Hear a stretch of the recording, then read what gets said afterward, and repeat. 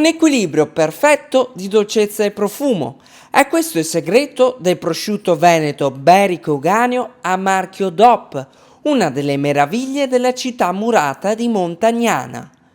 Per 5 giorni il prosciutto crudo dolce, lavorato con i metodi e le attenzioni della tradizione artigianale, è tornato ad essere il protagonista della festa del prosciutto Veneto DOP, organizzata dalla Proloco e dal Comune di Montagnana e promossa dalla Camera di Commercio di Padova, dalla Confederazione Italiana Agricoltori di Padova, dalla Coldiretti, dal Consorzio Prosciutto Veneto Berico Euganeo, dalla Provincia di Padova, dal Consorzio di Promozione Turistica di Padova, dal Turismo Padova Terme Euganee e dalla Regione Veneto.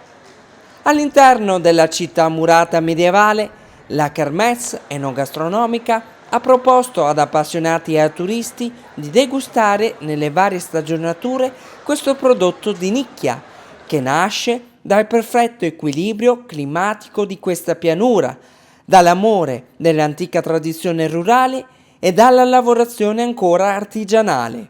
Ad accompagnare il prosciutto erano presenti altri prodotti del territorio, come i formaggi, i dolci tipici e i vini delle zone DOC padovane. Questa festa del prosciutto giunge alla sua 16ª edizione, ha un successo di anno in anno sempre superiore e noi cerchiamo di dare sempre di più.